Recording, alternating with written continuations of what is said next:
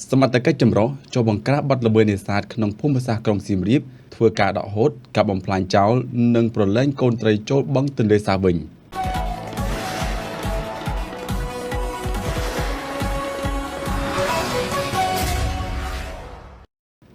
អាជ្ញាធរក្រុងសៀមរាបបានដឹងថាកាលពីថ្ងៃទី29ខែមិថុនាឆ្នាំ2026លោកហៃយ៉ងអភិបាលរងក្រុងតំណាងលោកនួនពុទ្ធិរាអភិបាលនៃគណៈអភិបាលក្រុងសៀមរាបបានដឹកនាំក្រុមការងារចម្រុះ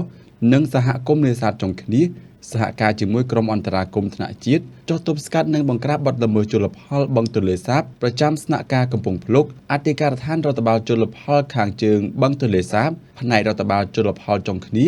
និងសង្កាត់រដ្ឋបាលជលផលភ្នំក្រោមនិងកម្លាំងយុទ្ធភូមិភាគទី4និងយុទ្ធភូមិភាគទី5សរុបចំនួន24នាក់បានប្រើប្រាស់កណូតចំនួន5គ្រឿងចេញប្រតិបត្តិការល្បាតពិនិត្យនិងបង្ក្រាបបទល្មើសនេសាទ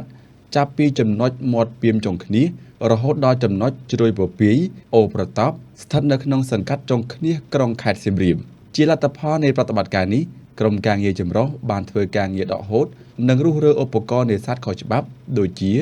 ឧបករណ៍របាំងស្បៃមុងចំនួន75ខ្សែប្រវែង3750ម៉ែត្រក្បាលលូស្បៃមុងចំនួន75គ្រឿងបង្គោលចម្រឹងចំនួន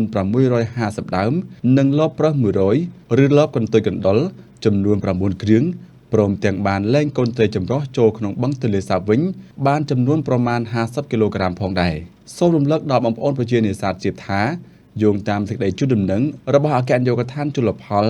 ដែលចេញផ្សាយកាលពីថ្ងៃទី21ខែឧសភាឆ្នាំ2026កន្លងទៅបានណែនាំឲ្យសាធារណជន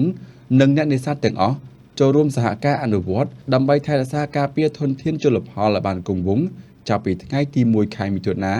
ដល់ថ្ងៃទី30ខែវិច្ឆិកាឆ្នាំ2026ហាមធ្វើនេសាទទ្រង់ទ្រាយធំក្នុងតំបន់គ្រប់គ្រងជលផលទឹកសាបជាពិសេសនៅតាមបណ្ដាខេត្តជុំវិញបឹងទន្លេសាបក្នុងនោះក៏មានខេត្តសៀមរាបយើងផងដែរដើម្បីរក្សាទុកឲ្យត្រីពងកូននៅក្នុងរដូវវស្សាខាងមុខនេះ